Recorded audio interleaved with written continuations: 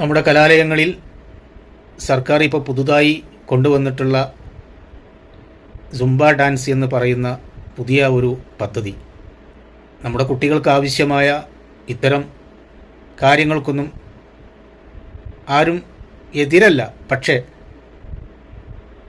അതിൽ ചില ആളുകൾക്കൊക്കെ ചില ആശങ്കകൾ വരുമ്പോൾ ആ ആശങ്കകളെക്കുറിച്ച് അവർ പറയുമ്പോൾ അവരെ ആക്ഷേപിക്കാനും പരിഹസിക്കാനും അവർ ഈ നൂറ്റാണ്ടിൽ ജീവിക്കേണ്ടവരല്ല, കാലം മാറി, അവരൊക്കെ താലിബാനിലോ പാകിസ്ഥാനിലോ ഒക്കെ ജീവിക്കേണ്ടവരാണ് എന്ന തരത്തിലൊക്കെ അവർക്കെതിരെ ആക്ഷേപം പറയാനും അവരെ പരിഹസിക്കാനും മുന്നോട്ട് വരികയല്ല വേണ്ടത്.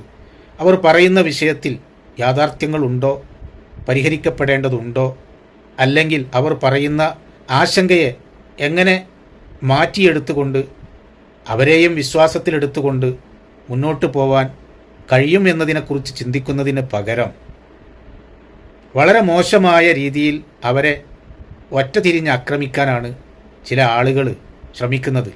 അതിൽ മുസ്ലിം നാമധാരികൾ എന്ന് അവകാശപ്പെടുന്നവരും അവരുടെ നിക്ഷിപ്ത താല്പര്യങ്ങൾക്ക് വേണ്ടി അവരും അത്തരം വിമർശനങ്ങളോട് സഹകരിച്ചു പോകുന്ന ഒരു നിലപാടാണ് നമ്മൾ കണ്ടുകൊണ്ടിരിക്കുന്നത്.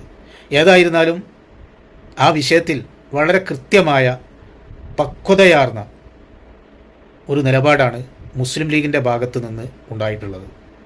അത് മുസ്ലിം ലീഗിൻ്റെ ദേശീയ സെക്രട്ടറിയായ പി കെ കുഞ്ഞാലിക്കുട്ടി ഇന്ന് വാർത്താമാധ്യമങ്ങളോട് പറഞ്ഞു. അത് തന്നെയാണ് ആ വിഷയത്തിലുള്ള കൃത്യമായ നിലപാട്. കുഞ്ഞാലിക്കുട്ടി സാഹിബ് ആ വിഷയത്തിൽ എത്ര കൃത്യമായിട്ടാണ് നിലപാട് പറഞ്ഞത്. ഇതാണ് അദ്ദേഹം പറഞ്ഞ ആ അഭിപ്രായം. വ്യായാമത്തിനൊന്നും ആരും എതിരല്ല. പെട്ടെന്നൊരു പരിഷ്കാരം വരുമ്പോൾ, പൊതുമേഖല വിദ്യാഭ്യാസ സ്ഥാപനങ്ങളിലൊരു പരിഷ്കാരം വരുമ്പോൾ അതിലൊരു സംശയം ചോദിച്ചാൽ ആ സംശയം തീർത്താൽ മതി. എല്ലാവരും കൂടി അവിടെ മേക്കെട്ട് കയറേണ്ട ആവശ്യമൊന്നുമില്ല. സംശയം തീർത്തു കൊടുത്താൽ മതി. അതാണ് ചെയ്യേണ്ടത്. വലിയ ചർച്ചയുടെ അടിസ്ഥാനത്തിലല്ലല്ലോ ഒരു പരിഷ്കാരം വന്നത്, പെട്ടെന്ന് ഇറങ്ങിയതാണ്.